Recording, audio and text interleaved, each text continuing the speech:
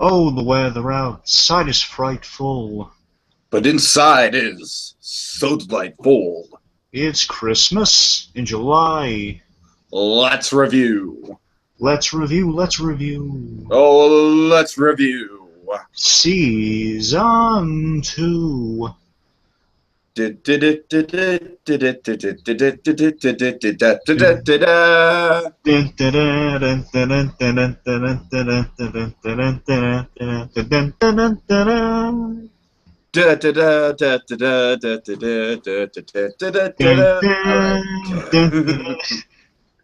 Oh, that's so catchy. Yeah. You know, it's like I have more memories of the show than I initially thought, just because of that theme song. I was like, oh wait, it's that show? This is one of the best shows in the 70s for my money. One of the best shows, it really was. Okay, so in case you couldn't figure out by the theme song and by the title of the video, we're talking about The Odd Couple, and I love the title of this episode, BlueDragonFive. Oh, yes. Scrooge wins an Oscar. Oh, and one of the reasons this show was so good, Tiki, is because it has great hands working on it. The wonderful Gary Marshall stamp on it. So the guy that made Happy Days, Mork and Mindy, Laverne and Shirley, all Gary Marshall, all that guy, along with the various creative people he's had around and the great cast members. And here we have with The Odd Couple. The show, from what I've heard, really had no production problems like those shows could have at times. Yeah, right. And of course, it's based on a famous stage play from the 1960s, I believe. Certainly, yes. And that's where I kind of knew it from. I was a theater arts student for 2 semesters before kind of giving that up. Yeah, I knew the movie. That was my introduction to it. You knew the movie? Okay. So yeah, it's had a lot of incarnations, and now they have a new one with Matthew Perry. I've seen that at all? I have seen that entire season, yes. Oh, really? How is it? It's not bad. It doesn't eclipse this by any stretch, but it's not bad. Well, I wasn't expecting it to eclipse this, of course, but I like Matthew Perry, and I'm always glad to see Friends actors getting more. I love Thomas Lennon does a great job. He does kind of he doesn't copy Tony Randall in this show, but he does like a good Felix Unger archetype like we have set up in this show. So okay. Thomas Lennon's he's one of my favorite parts, and Matthew Perry he's pretty good. It's a modern take on The Odd Couple, which isn't bad, but I like the timeless, not timeless, I like the older feel. Sure. All right, so do you want to kind of set up the show for anyone who's unaware of it or doesn't really quite know the setup? Sure. Before so if I can just say, because I knew about the movie, and my grandfather mentioned there was a TV show. I was like, wait, what? And I checked out the TV show, and it blew me away with how good it was. Because I saw the movie and I saw the sequel to the movie, which is pretty funny too, when they're old men. And like I said, I knew about the movie and the TV show. I'd probably seen a couple episodes on the TV show, I would guess on Nick at Night or TV Land or something like that. But it never really stuck with me the same way something like Gilligan's Island or I Love Lucy did. Are you rushing or are you dragging? Oscar, are you rushing or are you dragging, Oscar? But, I remember, when I was my first year of college, right after high school, I took a theater arts course, and it was a popular play to do scenes off of. Because I guess of the loophole that people knew the TV show, so they knew the characters, and then they knew that it was a play, so they could kind of just act out the characters. Because, a lot of times with theater arts, you want to do the movies instead of the plays, because, of course, people are more familiar with movies, but the theater arts students are like, no, you have to do plays.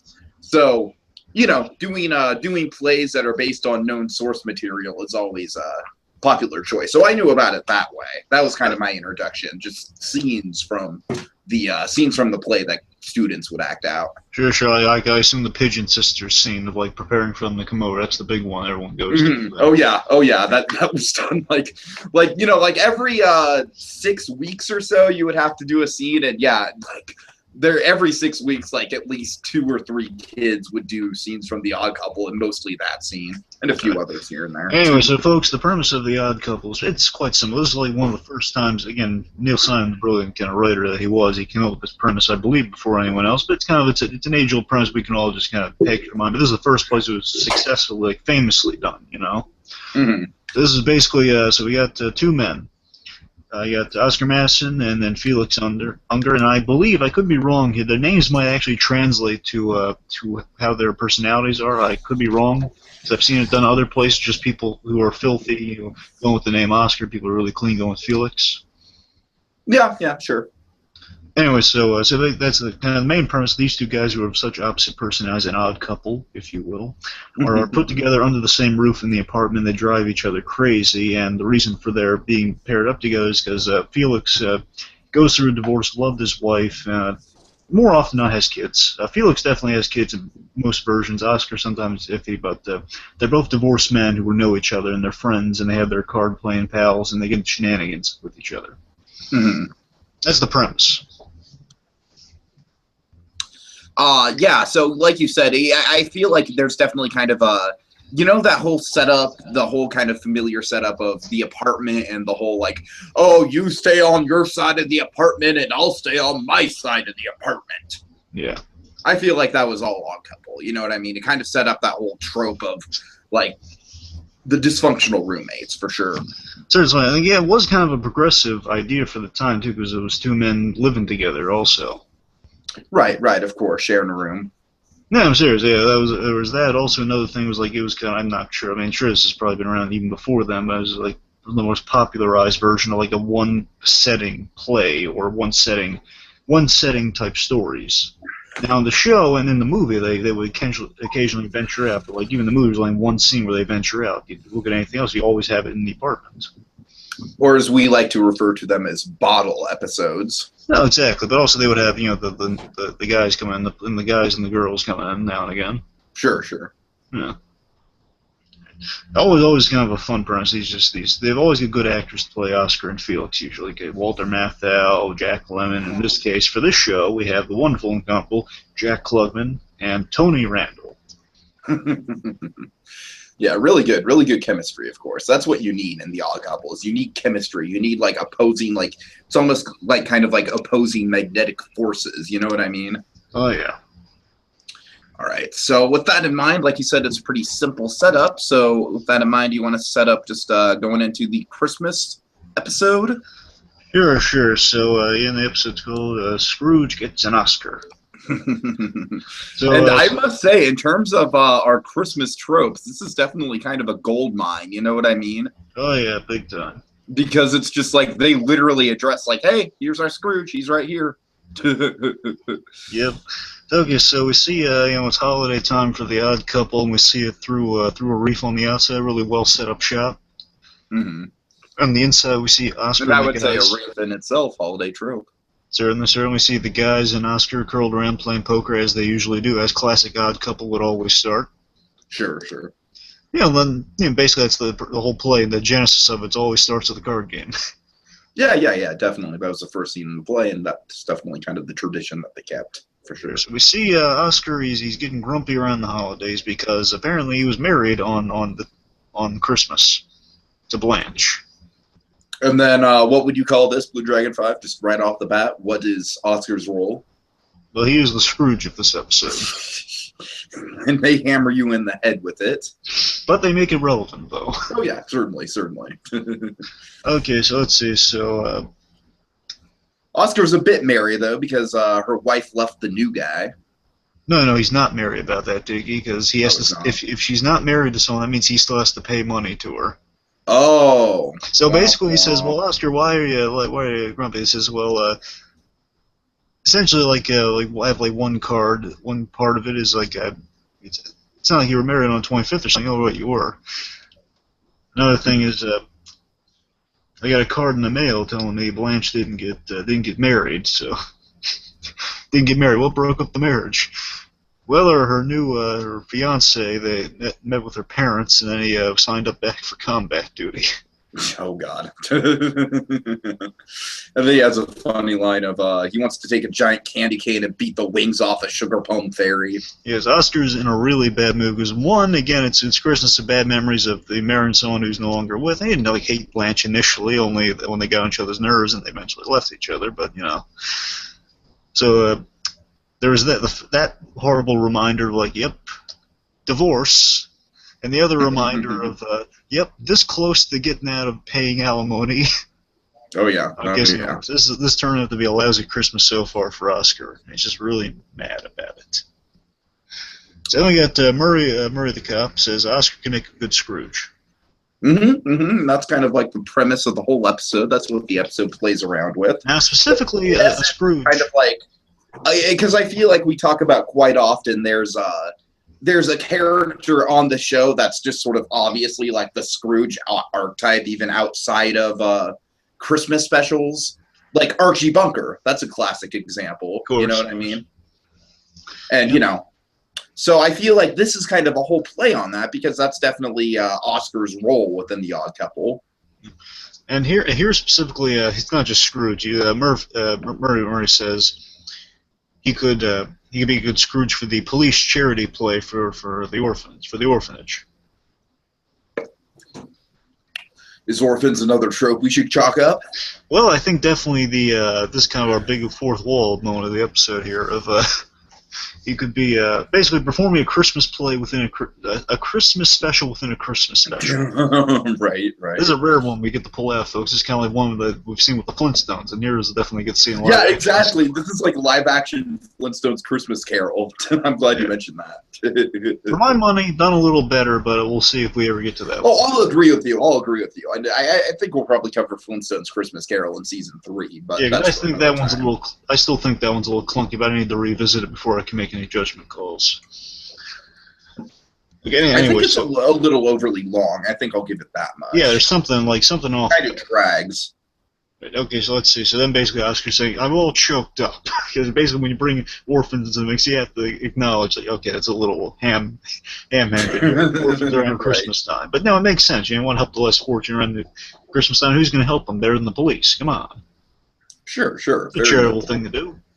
Yeah, basically. They're on a mission from God.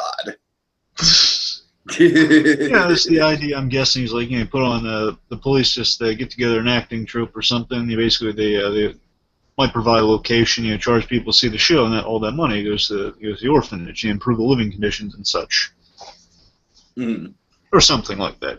So to help orphans. Figure. Yay! And we find out orphans. and we find out Felix is the director. Oh boy.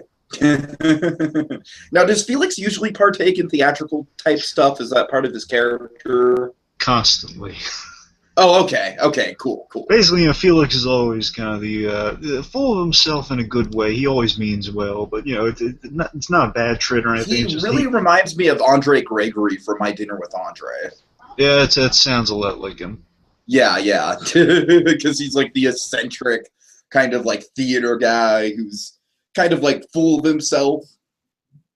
Yeah. That's Andre. All right. Okay. And what's his specialty? What does he come bearing? He comes bearing Christmas snacks. And what specifically? Cookies and eggnog. Eggnog! Nog, eggnog. Homemade eggnog. Yep, singing Deck the Halls as he comes. I always love this. The polar opposite of how Oscar's feeling enters the room. Oh yeah. And like Murray's partaking. He's eating an upside down reindeer cookie. He's like, "What is this? A gingerbread octopus?" No, it's a cookie. It's upside down. All right. Then Oscar said, "Do you have any black cookies?" He's in the opposite of the Christmas spirit right now. I like black cookies. Right. And then he's just outright refusing to do the play. Yeah, so like everyone like Felix and the rest of them are saying, "Well, why don't you do the play?" He says he's not doing the play. I'm not into it. Yeah. Okay, let's see. So then, I love this little conversation here. Good old Felix here. Again, we love Felix, we really do. The guy's always means well. He's the nicest guy in the room. Sometimes a little too full of himself to realize he might be overreacting.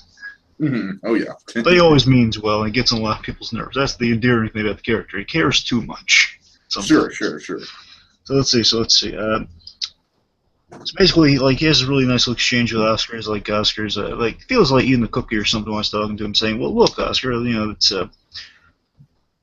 it's a perfect cause. It's all tax deductible anyway. Nothing to deduct it from." And also, like, the way Oscar's behaving, he says, well, you know, be good, Oscar. You get nothing for Santa Claus. I've had up to here with Santa Claus. Mm-hmm. And then they're urging to him because they're like, well, you know, Oscar, the kids, they need a Scrooge that they can hate, you know, they can really get behind not liking. And then Oscar's just like, oh, well, I'll give you all kinds of hate. And also there was a fun bit to it, like he says, if Santa Claus came, don't give me that Santa, because if Santa came down, you would have him cleaned and pressed. Pretty true. I can see that. It's with the Oscar's throwing a little tantrum. He's like throwing the poker chips in the air. He's making a mess. Oh, Oscar. I know you're sloppy, but you're not cruel. You're sloppy, but you're not cruel. Now, Oscar, pick up the drums again. All right, now follow my no, Oscar, that's not my tempo. That's not my fucking tempo, Oscar. Seriously, Felix Unger would be the closest out of all our archetypes. Because the minute someone would play the drums, he would just like, stop, Murray, I like what you're doing, but try it again. Not my tempo, Murray, but you're close. And you get to see a bit of that in the special. You get to see later on we're talking to Murray.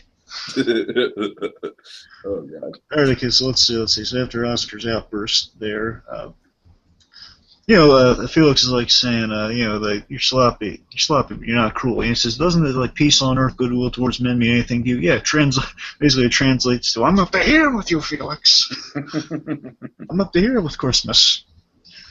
You know what your Christmas present is going to be, Felix? I'm throwing you out. Yep, and he says, what about trimming the tree? And that basically throws him over the edge. Well, take it with you, because I'm throwing you out.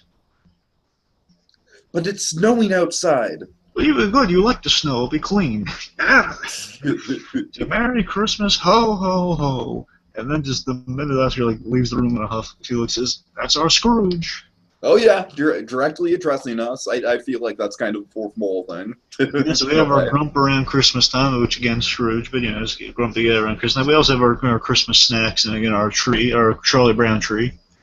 Oh yeah, the Charlie Brown tree definitely makes a comeback. Making a lot of returns this season. It is. Okay, so let's see. So then basically they're packing Felix's stuff up, and Oscar's obliging. Seriously, Felix has moved out. He's prepared to move out various times in this series. Mm-hmm. So as Oscar gets fed up with him, or Felix says, "Oh, I've overstayed my welcome." He's packing his stuff up, and I says, "No." As they're packing, Oscar brings a whole slew of pots and says, "No, these pots are yours. Well, they're not stained, crumpled, or smelly. Then they are." Just drops them on the bed. You're impossible around the holidays, Oscar. I can't stay here. Yeah, but fair point. That's why you're leaving. I think Oscar will probably be a difficult roommate. I think both of them would, in their own way, be difficult roommates. Oh, they are. If you've seen the play or if you've seen the movie, I mean, you know that just. Felix, he even cleaned the cards. Oh dear. Oh God. So Felix can be extreme out of a place of love, and if Oscar would just wake up and realize, well, man, the guy's just kind of doing the work for me. Useless. But anyways, the point is like he's saying, "You sure you want me to leave?" Yes, I want you to leave. Get out of here. And here's the heart of the episode to me, and I love that this pays off by the end. A really sweet moment here. But basically, he said, well, Felix, there's nothing he can say at this moment because he knows Oscar's impossible. He still has mad love for that guy, but says, "No, count out of here." And he says, "Okay, I'm leaving." He gives Oscar a gift. Mm-hmm. Oh yeah. And he says, "Well, you got me a gift? Well, I got you a gift. It's under the sink." I know. Wait, how do you know? Some people clean under the sinks, Oscar. Anyway, so he leaves, and then he says, "Oscar, peace on earth," and all that stuff. Mm-hmm. Yeah, and then basically before he leaves, he says that if anyone calls, just tell him I'm either working on the play or I'm at a hotel that will take me around the holiday season. Yeah, like the one occupied hotel around the holiday season. And then as a final gesture, Oscar grabs the Charlie Brown tree and gives it to Felix. Next to you, Scrooge was a saint. Really funny, and then after Felix just left, Oscar has the last funny line. He says, "I hope you get mugged by an orphan." Look out, Felix! It's the underdwellers. I hope you get mugged by an orphan. Oh, Jack Klugman always had the great one-liners. He really Oh, did. sure, sure. Okay, so we see it snowing on the exterior shot. Then we're on the inside of the rehearsal hall, and we see Felix and the poker pals all rehearsing their respective roles. So, Diggy, you do know who each of these guys are, right? Take me through it really quick.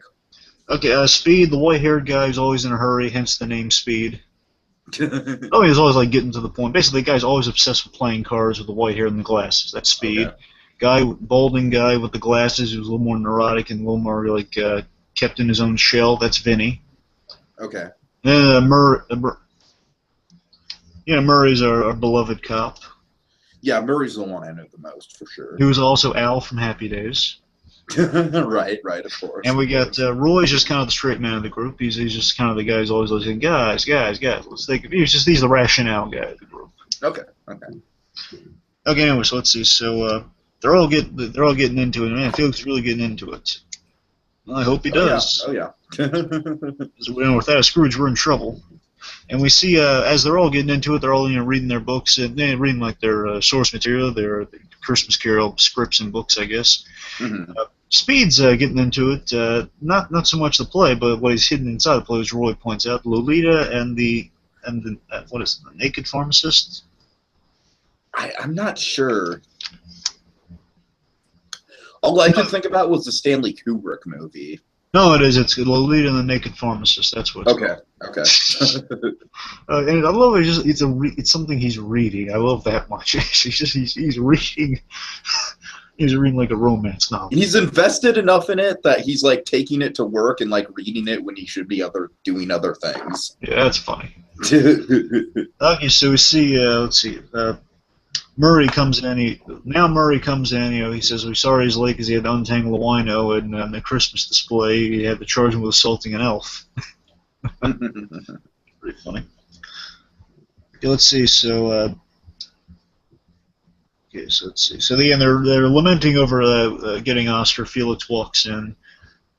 And that basically says, we don't need Oscar. He doesn't want to join us. It's not all about one guy, as he quotes Orson Welles. It's not all about one guy, which again. I love this line. I love this line. Do you know it? Do you know it?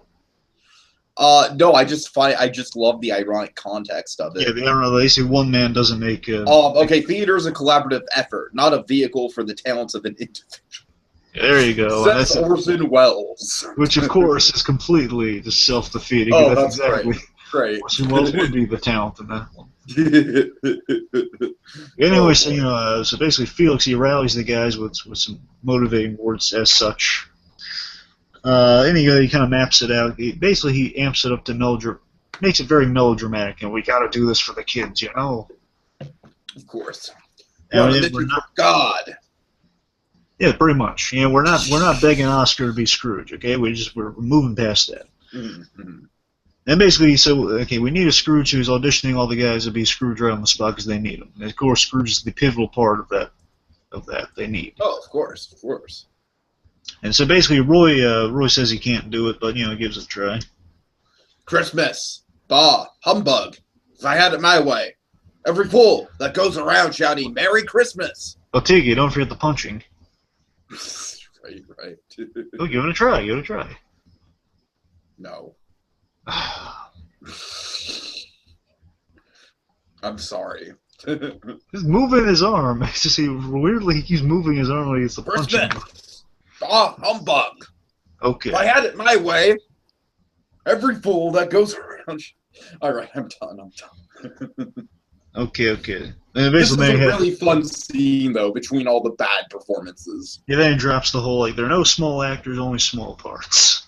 Womp womp. I'm sure you'll do a marvelous job on the snow.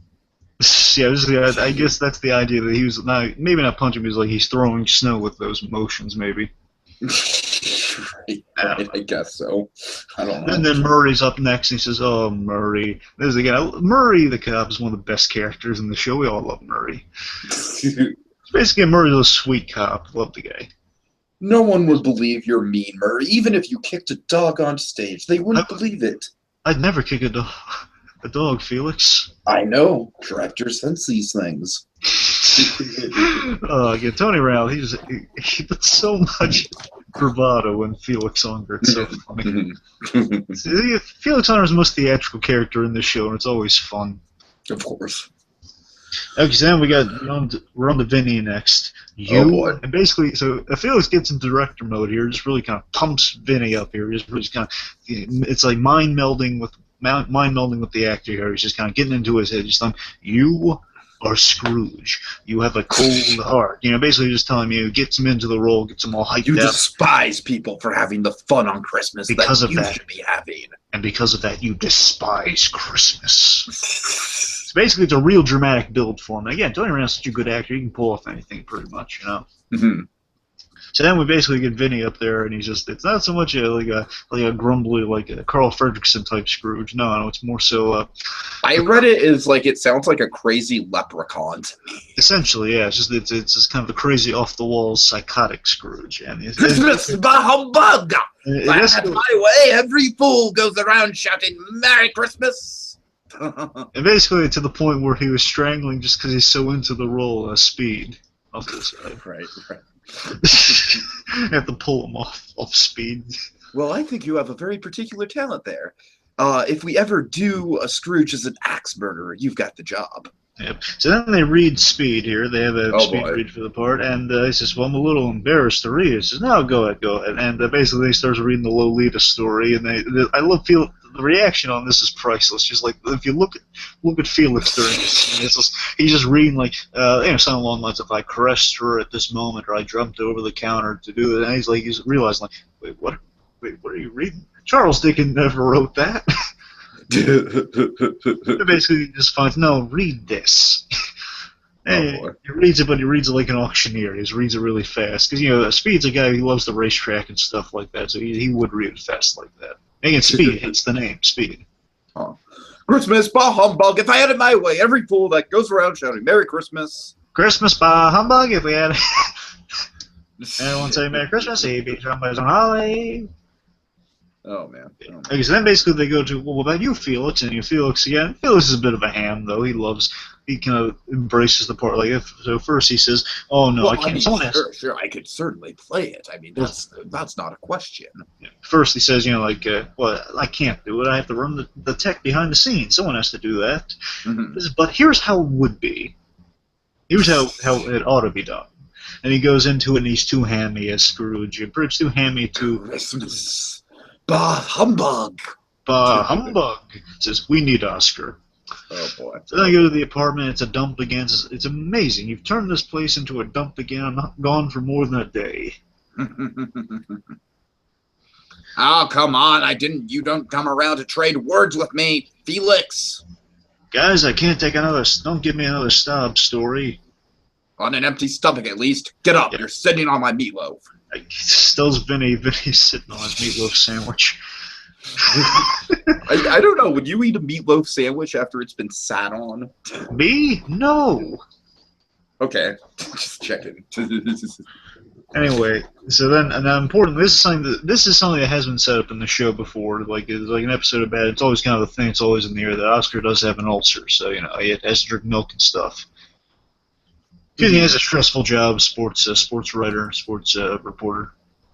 Sure. So anyways, and of course, for those out there who may not know, things you want to avoid when you have an ulcer: spicy food. Yeah, which he's not doing a very good job of. So he's about to eat the thing, Felix doesn't. Oscar, don't eat that. If you eat that spicy food, it'll upset your ulcer, and you'll get no sleep. Right off the bat, we have a bit of a Christmas Carol parallel. There's another trope, kind of the undigested beef, My God, you're right. That's kind of going back there, yeah. Yep. Okay, so then, and this is a nice bit. So again, Speed, despite his Lolita love, he's a really endearing moment right here. So basically, someone says, like, it's like, I think Murray or someone says, psychologically it's going to be good for you. Right now you have all this negativity associated with Blanche and stuff. Get your mind off it. Do something nice, like the Christmas play. And then there's all of this. Just Speed comes in saying, forget psychology. It'd just be something nice to do. Yeah, I really like that. To me, it's a really sweet line. I like, it'd be something nice. Speed's got a heart. We like the guy. And then Yeah. Oscar, he's just like, well, I'm sorry, fellas, I'm just not in the mood. That's Yeah, all he there said- is to it. Again, this shows you Oscar's not he's not completely Scrooged out. I mean, he's in the mood right now, but to be Scrooge. I'm saying I love this moment. Just showing you Oscar Madison's not a monster, even if he's in a bad mood. He says, "Look, guys, I'd like to, I really would, Sure. but I'm just not in the mood for it. I can't be Scrooge right now." Again, it's a compelling argument. You get the vibe, you know. Mhm. You know. Yeah, I know. Yeah. Okay, so then let's say I think the worst thing you could have in Oscar in this moment happens. Oh, boy. He's a knock at the door, and it's a young man with a telegram, a singing telegram. And again, I love Oscar Masters being the guy. Okay, I'll hear you sing it, kid. What do you got? If you don't mind. Go ahead. Season's greetings, Oscar boy, your alimony's due. If you don't pay that right away, I'll get the cops on you. You'll spend Christmas in the clink with other bums like you. Signed, your former wife, Blanche Madison. And basically, she also sent to collect, which I thought was priceless. Like, oh my God. What do you think? I'm going to give you a tip? No, she sent to collect.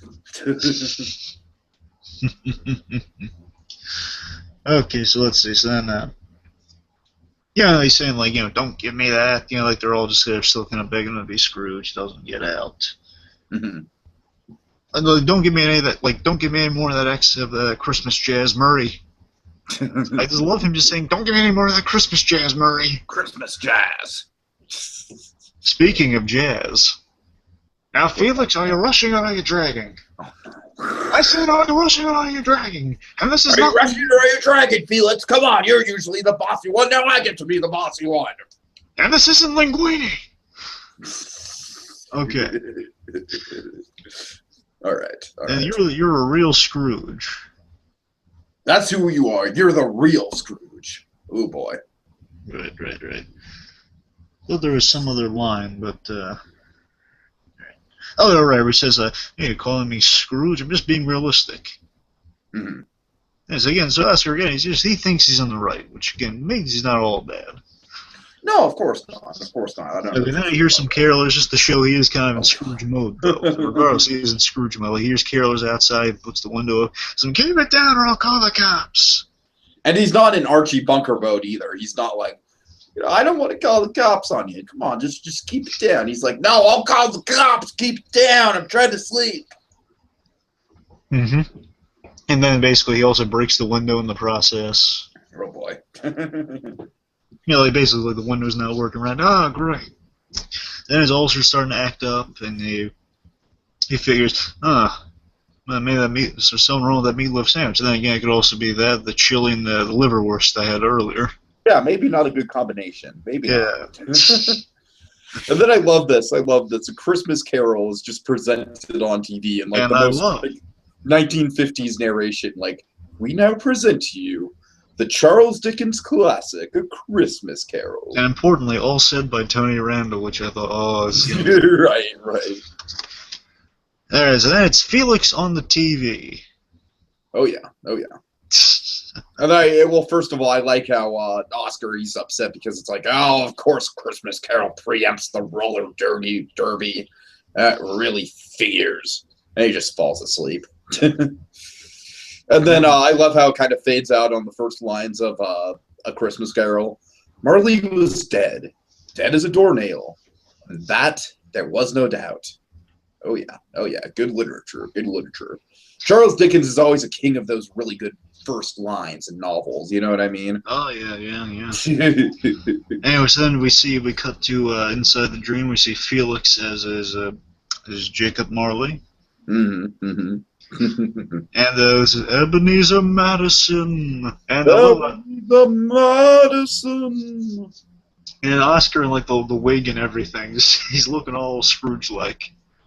In the robe and everything, he's looking all Scrooged up.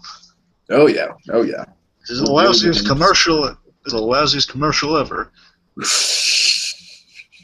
No remote. Basically, he tries to change the remote, and it's flung out of his hand. Oh, I also like that. He says this is the lousiest commercial I ever saw. Right after it comes back from commercial, which is funny. And then Felix is the way that Nostalgia Critic does his ads sometimes. Then Felix Marley here, he goes into saying, "You'll be visited by three ghosts. You'll be haunted by three ghosts." And I just love this random thing. It just says, "Haunted." We gotta randomly do that around Halloween, by the way. We just gotta go randomly, haunted. If there's a ghost, we gotta do that. Beware the slab. Oh, beware the CG. Beware the slab. Or, I'm sorry, return the slab or suffer my curse. Okay, so then, it says, it's that lousy TV. Where's the lousy TV repairman? He's writing off as the TV. Mm-hmm. And then I love this. This is where basically this whole section here is where the special release comes alive and it gets awesome. It really does, yeah. So again, Tony Randall's Felix here. I love that he plays such a glee. I love him as a ghost. I thought that's one of the best things ever. Him as a ghost. He randomly appears and says surprise, and he freaks Oscar out. Yeah, he's having a lot of fun with it. Basically, he writes him off as a bad dream, similar to how Scrooge did. And you're just a piece of undigested beef. Right, exactly. Oh boy. And he says, okay, well, pick a card, pick any card. It's pretty fun. I'm a spirit. I can work this kind of magic. Yep. Oh, God. So what do we got next? Oh, let's see. I love this. He says, well, you're not Marley. He says, well, I couldn't get Marley. He's busy this season. Yeah. And then they, Oh, remember, first of all, I love, he says, come this way, and they prance. I love how they prance around the apartment. Right. It's so funny, the prancing. It's so over the top. It kind of reminds me of, like, as we were talking about with Keenan and Kel, sort of the way that the Nickelodeon sitcoms have that over-the-top way of movement and stuff. Yeah. No, like it's still funny cartoon sort of movement. Yeah, it's just the prance here. I love so much about it. Again, it's kind of a fourth wall and Christmas special. Basically, they're doing a play within a play almost. Exactly. And one could say it's a play within a Christmas special that's about putting on another play. Now remember, it's a play within a Christmas special within a show that's about a play. This is some Inception level thinking right here. Well, again, we're going into a dream, so that's expected, Tiki. Right. Anyway, and then a giant steam train comes out, and Felix is riding on it. No, there's a really great bit here. I love this bit. So basically, Felix he has the book in hand, and he opens the window, and he says, grab. Well, what are you, a nut? You gonna fly? And basically, Felix is doing the whole thing from the story where he's about to fly and show him, transport him to his memories. And so basically Felix is going to be all three of our ghosts, essentially. Mm-hmm. Anyway, so I'm going to guess the other ghosts were expensive and probably booked up for the season also. Oh, yeah, that's just to be expected, of course. Which I think is funny. Anyways, basically Felix is ready to fly off, and Oscar, the logical person, say, well, you can't fly. He says, stick to the classic. It's never revert to classics. He reads a passage from the book saying, grab onto my robe and you'll be fine, essentially. Yeah, I don't think Oscar's in the mood to be doing that anytime soon. Anyway, so then Felix, he takes a step outside the window and he falls, and I just love the reaction. You never see this with the Christmas Carol, and I love that. Seriously, when's the last time you really seen this? Like the ghost... The ghost cocky enough to say, oh yeah, I can fly, it says it in the book. Steps out the window, falls, and then there's Scrooge, or Oscar, and this Ebenezer Madison says, I tried to warn you, you nut! So he fell 12 floors. So all of you say, no, you can't go out there, it's 12 floors! Oh God. And then I love this. This cracked me up so much. Then he closes he comes back from the window, and he's there, says, don't say a word. Just don't say a word. And he has a sling around his arm, so he did actually fall. He managed to get up the stairs somehow. And he also managed to get a sling and, get his arm into place and everything like that. Just hilarious. Just the fact is, don't say anything, because I was wrong, you're right, but we're not going to go through it. Really, really funny. Just not a word. And he said, we'll take an alternative route. The elevator. Oh, God. If only Spider-Man was in that elevator. That'd be perfect. Spider-Man, Ebenezer Madison, and Felix Marley. Oh god. Oh god. Soup must ride up, doesn't it? Okay. Yep. Okay, anyway, so then we go down the elevator. I'm sorry, take us through some of this. Take us through some of this. Okay, let's see. So they go down the elevator and they're in some kind of like swampy forest-like setting, right? It's all foggy. Well, not swampy forest. It's a fog-filled area. Okay, and you know, it's like, oh, I saw this place in a Wolfman movie. I says, oh, well, you think that you're complaining? That's for my sinuses. That's Felix's famous thing, sinus trouble. Sure. I can relate to that, by the way. And be gone! And he says when he tries to get rid of it. I love this. Felix never thought of this. Be gone! And he gets the fog and dissipate. Oh, well, you know, it worked. Right. Again, they're really playing around with kind of like the rules and logic of A Christmas Carol. You know what I mean? This is a Christmas Carol I can get behind, this one. Sure, absolutely. Anyways, then he says, well, why is it so cold in here? Well, it's because we're in your cold-hearted past. Oh boy. Then we see this cracked me up so much. Again, it's been a while since I watched the old Echoes. For some reason, the Christmas one I couldn't really remember the Christmas one for some reason. This is such a funny episode though. So then we see Oscar. We see Oscar in like little Lord Fauntleroy pants. Basically, he's dressed like Eddie Munster or. You know, he kind of reminds me of like the berries and cream lad from those Starburst commercials. You know, he's like dressed like Eddie Munster meets like the Beast's original costume from Beauty and the Beast in flashback. Oh man! Well, it's called like a Lord Fauntleroy outfit. That's what it's kind of nicknamed. But basically that with a hat. And it's full-grown Oscar Madison just in like a kid's desk, basically like homaging the bit in the story of like young Scrooge alone in the classroom. Sure, of course. And then he's narrating his Christmas card. He's like, "Dear Mr. Sandy Claus, this Xmas I want a pony." And then he's like whining about his mommy and daddy not giving him a pony. Yep. And then basically, they could have fit in my room somehow. They didn't listen. And instead, they just gave me this rubber duck with a bum squeaker. No, I think he was at least lamenting about how Santa screwed him over. I think so. I think so. Yeah. Either that or he's writing a rebuttal letter of some kind. Something like that. Your reindeer's attacking you, fat creep. Dear Santa, fuck you and fuck Christmas. I knew you were going to say that. I was wondering. You're getting a little sloppy on me there. You're like, I was going to miss this opportunity.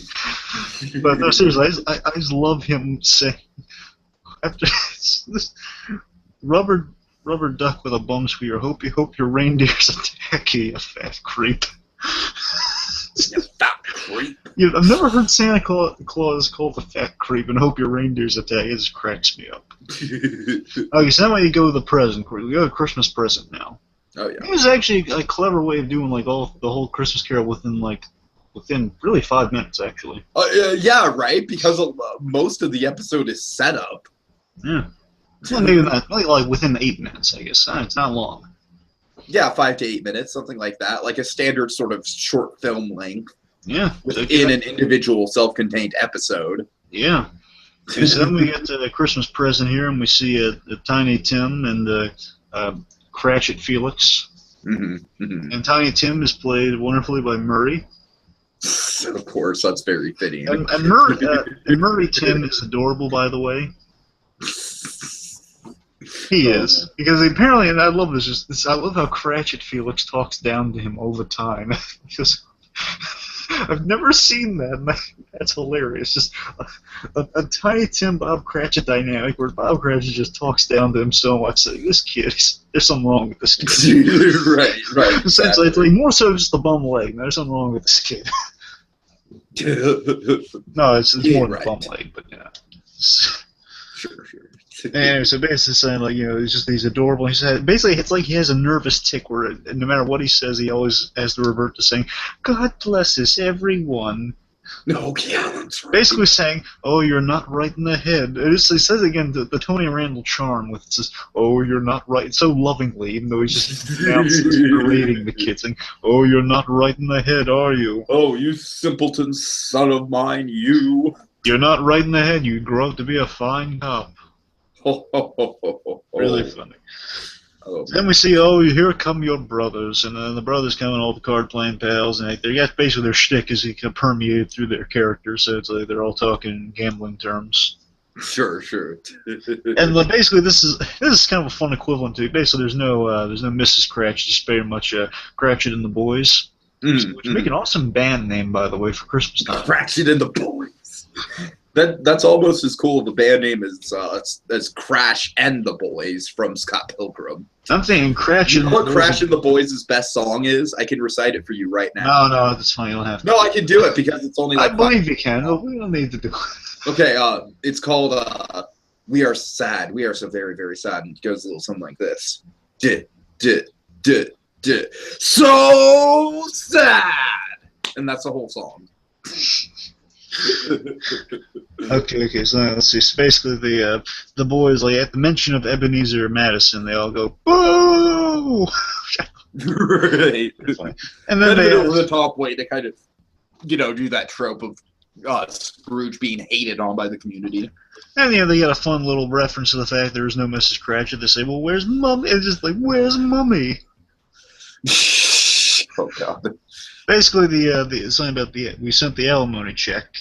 Poor Tiny Tim. Mm-hmm.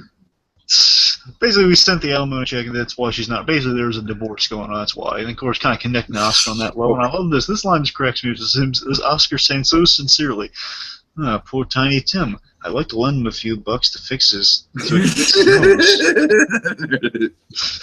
again, Oscar's kind of having the Scrooge turnaround. It's played out very naturally. It's really genuine, really sweet. This is a really. I think this special is really great for kids. By the way, I think it's really this is basically the premise of the Christmas Carol in a nutshell. Half an hour. Kind of reminds me of that moment in You're a Dirty Rotten Bastard when Linkara is at the bar and Nostalgia Critic's just like, "Oh, Linkara." Yeah, but no, seriously, there's a really nice bit going on here. Just like, first of all, there's the Cratchit Felix saying, "No, there's nobody with him around the holidays except a dumb rubber duck." Then they all sing for him, say, "Yeah, I'm in for $12. You basically in gambling terms, pretty funny."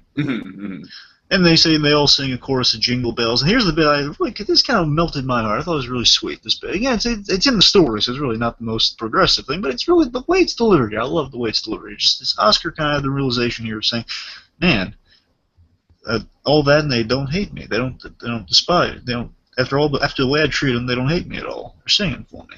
Right. It's perfect because it's that. Like, I feel like the Christmas Carol, Flintstones Christmas Carol, kind of forces the tropes onto the characters, and I feel like it kind of works very, very naturally within the overall dynamics of what the show's already established. Yeah, this is Oscar's point where in the dream, again, he's kind of having an Inception-like breakthrough here. The idea has been.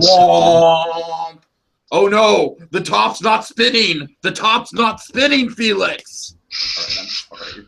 But no, you see what I mean though. With that, it's like just the idea of like he's actually having a character arc through the dream of like going through he knows he's just been in a bad mood, kind of yelling at everybody, just kind of he literally kicked Felix out over just wishing him a Merry essentially just asking him to be Scrooge and wishing him a Merry Christmas. That's all he really got him for now, and asking him to trim a tree with him. That's actually literally it's over like trimming a tree was the last straw. That's what got him kicked out. Exactly. Anyways, so this is Oscar's moment of reflection here, thinking, oh man, after my bad attitude, I mean, I'm not one to say everyone can understand holiday grumps, but still, it's like he's pushing the line there. It's just, man, after how badly I treat them, they still don't hate me. He just really connects to them. I really love that. Yeah, it's really good. It's really good. Okay, so then we're on the Ghost of Christmas Yet to Come, and the ghost is gone at the moment. It says, well, where is he now? I need him now. Christmas yet to come, and we see. I love this. If I'm right here, we don't have Felix in this scene, right? I don't know. I'd have to go back and look. Oh, yeah, he's gone. He must be gone because this is one. It's kind of like in the last act of the thing where there's not really a ghost there until like the last. He leads into the grave in the original, doesn't he? Sure. This is essentially that's It's kind of neat that he's gone. It's like the ghost of Christmas present. He disappears and he's really kind of alone after he's just pointed in a direction. Really, it's like I love this. This visual. If you could, I know we should throw this off camera, but if you can find a visual of this, I think it'd be the perfect thumbnail.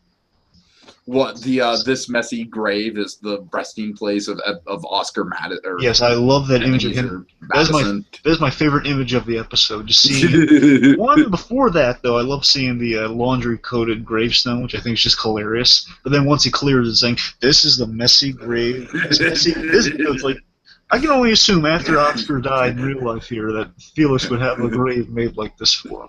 Oh, it's great. It just really represents the overall dynamics of the show really well. This messy grave marks the last resting place of Oscar Madison. That visual, him looking at that, to me, cracks me. I think it's the show in a nutshell.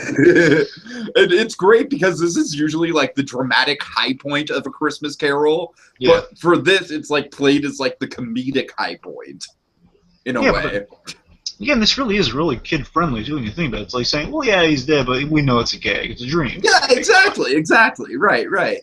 He's not falling into a fire pit or anything. No, it's just like, this is a messy grave. You don't want a messy grave, too. Robert Zemeckis, man, they really went overboard with that Christmas Carol. Yeah, well, again, it's not all Zemeckis. I don't know if he directed that one. But he did direct that. He did. Yes. Oh yeah, right. Yeah. Sorry, I forgot. I mean, I'm not saying like there's some good parts to that movie, but I'm just saying it's one of the darker interpretations. Unfortunately, the Zemeckis one doesn't hold up as well. I forgot. See, the thing is, like, he has so many of those movies. I'd like to think he didn't do Mars Needs Moms, but could be wrong on that one. I'm not sure. Mm-hmm. The thing is, like, he sponsored the use of that technology. I forget what I'm saying. Yeah, you did direct those. Yeah, you're absolutely right with that. Anyway, so the laundry-coated grave, he basically says, "Oh, he's holding the rubber duck from earlier. It's like all dingy and stuff from the years of dilapidation. It's his only friend, but like Felix said earlier in the present, he just said all he has is a lame rubber duck." Womp womp. with a busted squeaker. Says, "Give me another chance, please, please, please." And then we cut back to reality here. He's just like grabbing onto like, please, please, oh please, please. And then Felix just snaps him out. "Oscar, you're having a nightmare. I told you, eating that spicy food would do this to you." "Well, goodbye," Oscar says. No, you can't leave, Felix. Mm-hmm. He says, "I only stopped by for like a last-ditch effort to invite you to rehearsal." Yeah. So then, let's see. Oscar, he's just kind of like pondering over the situation, pondering over his friends and everything. Yeah. And Felix, he's really proud of him. This is he feels like this is a revelation for Oscar, and he's like, "Well, Oscar, gosh darn it, I feel like what is this? I feel like I have it in my notes. Shit, that's the real you underneath the other real you." Yeah. Basically saying like, "Well, Felix, no, you're my best pal. All of you are.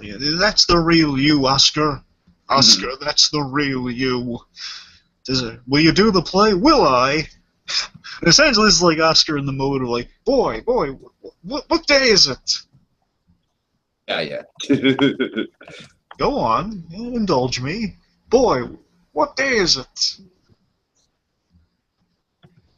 What day is it? It's Christmas, of course. And what a quick lad you are. Here, buy the turkey, the one that's bigger than me. Oh God. Yes, buy and go to the Bob Cratchit's house. It's adorable.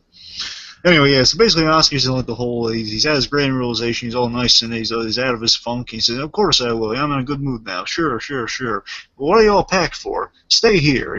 Basically, no, it's fine. Don't get packed up, don't leave. Mm-hmm. And this is funny. So Oscar's like heading out in a hurry because, "Oh yeah, we're so excited." And Oscar's prancing. He says, "What are you doing?" Oh, never mind. And it's the same kind of France from the dream, I take it, right? Oh, yeah. Oh, God. By the way, I forgot to mention this. I love how you couldn't recognize Felix within any of those ghosts. Oh, sure, exactly. I love that. I think basically it's not even supposed to be Felix. It's just the same actor playing the ghosts. Yeah, well, I mean, also he didn't. I took it as. He also didn't see like Bob Cratchit was Felix or that. Mm-hmm. Any of them. Okay, anyway, so he goes outside and he sees all of them in costume, so he thinks, "Oh no, I'm back in the dream." So Tiny Tim, he confuses them for a moment. Oh, sorry. He thinks Murray's Tiny Tim, and he's consoling him like he is such. Anyway, so God, and then he says, God bless us, everyone. He says, all right. And then they all go to the elevator, and there's our happy moment there. And then they start into a song that. Glory to the newborn king. Which again, that's kind of let's chalk that up to a Peanut style ending. Exactly. Essentially, that's what it is. It's a Peanut style ending. Glory. Okay, so then we're at kind of the it's kind of the old timey post credit scene of sorts. It's before the credits start, but it's that was the ending of the episode. This is kind of our cappers. Capper. Yeah, right, exactly. This is like after we get cut back from the commercials. So the episode's ended, and now here's our real heartwarming Christmas end. This is a Christmas end and all Christmas end. We had another trope here. This to me I thought was really nice. This really said so much about what the show is about. It's about these two guys being friends. Mm-hmm, mm-hmm. And so basically, this is a really sweet image. I love this image too. Just like they have the trim tree behind them, they decorated. They're playing cards together. Just Oscar and Felix, no one else. Just the two of these guys. They're drinking brandy and drinking brandy by the fire, and Oscar, he's smoking a cigar and everything. And I love this. He says he liberated his cat from the play. He says, "How was I?" I says, you were nice, Oscar, but that was probably you were too nice. And this is Felix kind of getting overly critical because that's what he is. He's very drunk. Exactly. Yeah, if you were a meter man, the transformation would have been a bit more effective, just a bit. Yeah, very again. That's you were good. You were good. Very again, sweet and endearing, but very, very obsessive, compulsive, and neurotic and critical. Right. He has to be, otherwise he's not him. So basically, let's see. So he's well, thank you, George D. Nathan. Oh God. And then he's also kind of I'm sorry. Go ahead. I'm sure as a theater reference monkey will understand. There's a lot of My Dinner with Andre references that I'm sure Monkey would understand that I don't. Well, we have a nice tree, don't we? Yes, but small quibble. I don't think the support hose should be on the tree. And they do look a little bit like black socks. A little bit. And Norma made Dylan Christmas socks. All right. But really, it was Norman in secret. Oh, no! And just the episode ends with just Dylan.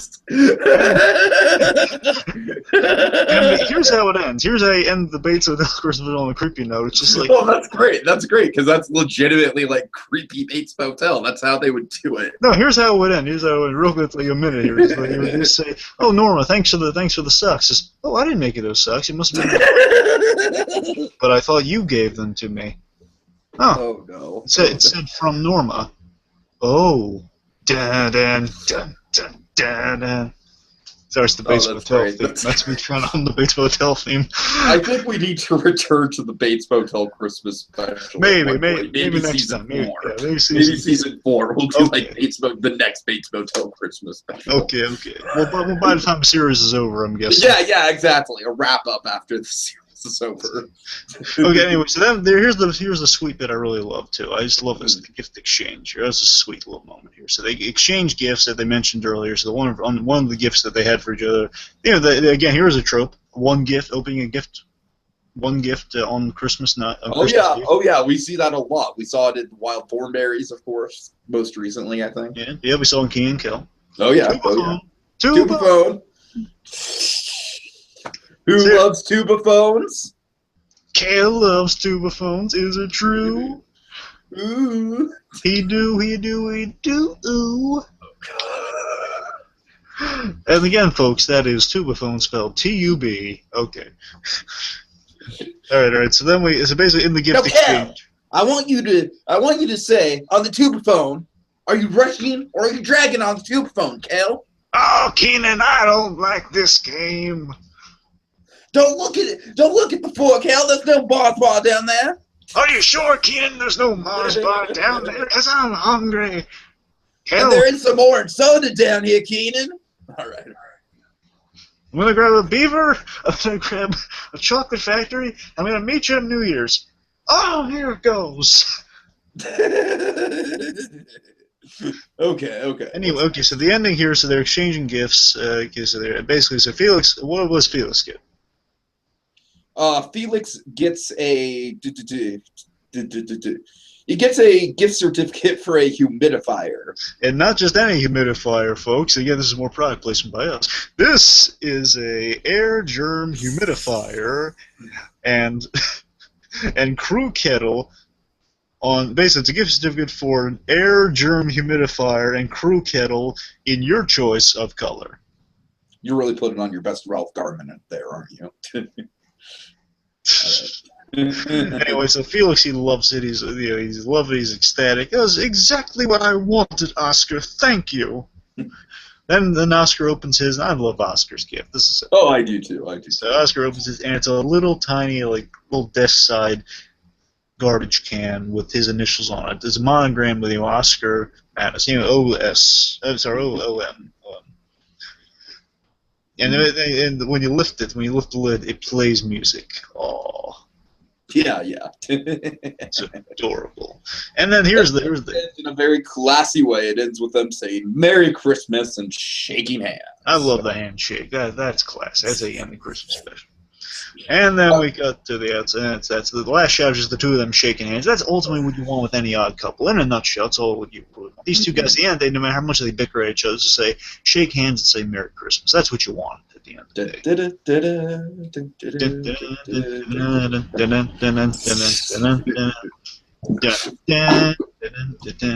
day. Life is like a hurricane here in Duckburg. Race cars, lasers, aeroplanes. All right. Chip and Dale. Okay, on point here. So I'm done. I'm sorry. Summarize our Christmas trope journey here, like the various elements of our Christmas formula here. Well, I mean, I think, of course, what you got to talk about mainly is the Christmas Carol, and I think this is one of the best representations of Christmas Carol I've seen. This is a lot of fun. Certainly, it does embody kind of the. I mean, literally, it does embody the message of the Christmas Carol in a really nicely condensed way. Mm-hmm. And the message really does relate to the episode's message too. Again, it's a really meta episode, and that really fourth wall meta. It really is. Yeah, is Odd Couple usually this fourth wall breaking? Well, I mean, I'm sure fourth wall not so much, but I mean, they do play with the format a lot. It's like their episodes are really kind of neatly set up. Like there's an episode where it's like they have three perspectives, like a POV style story. So I mean, they'll do that stuff. And I guess like the last one might have been ended on a fourth wall joke. I can't remember. Okay, so let's see. We have a lot of tropes here. So it's really nice how the message parallels each story. Like the whole the dream sequence does definitely feed into our overall Scrooge. Oscar is Scrooge. He's grumpy. He's not in the mood because of the alimony and the divorce and stuff. Mm-hmm. Again, his friends are trying. So basically, Felix is like Bob Cratchit in a similar way of Cratchit and Fred from The Christmas Carol. Remember Fred? Oh yeah. Basically, Fozzie, again, of course. Certain. Well, wait, what? No, Fozzie. No, Fozzie was Fezziwig. Oh, I'm sorry. Fred was just literally another human. Fred was the other guy. Oh, I know who you were talking about. I'm sorry. I'm dumb. Like his nephew, I think. Yeah. Anyway, so with that, Felix is kind of like Fred. He brought him a little Charlie Brown Christmas tree, which is another trope we got. Of course. Like I said, eggnog. Certainly. And basically, kind of treating Felix worst of all like Cratchit with all the other people. He treats Cratchit worst of all. He makes up for it in a wonderful way in the end. And he always saves the day in the end. Charity function. I'd say that's a Christmas trope. Of course.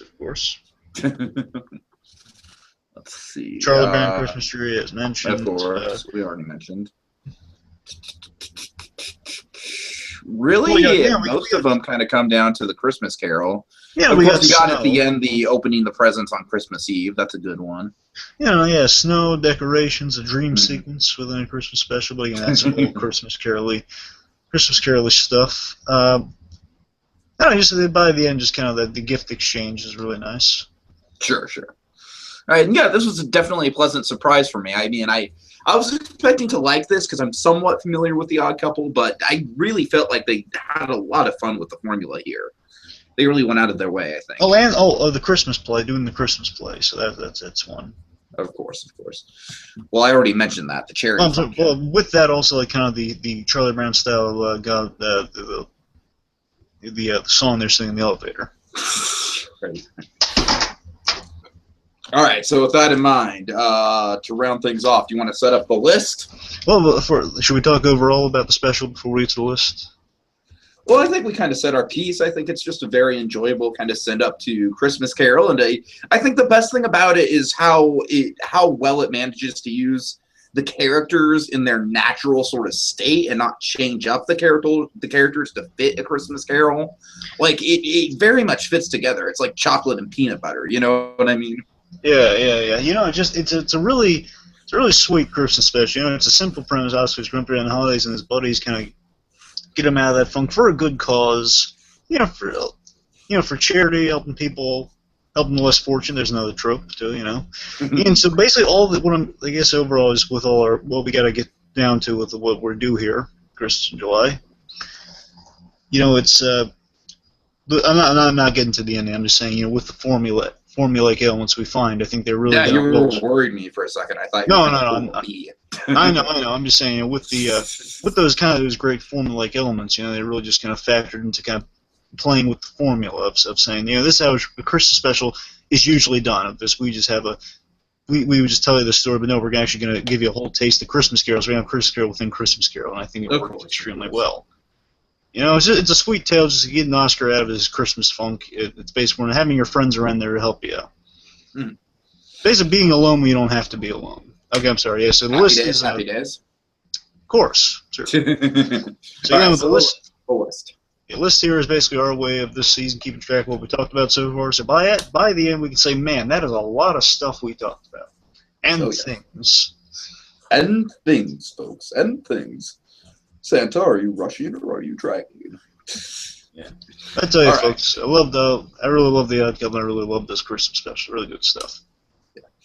Okay, so we got Rugrats, Let It Snow. We've got I Love Lucy Christmas Show.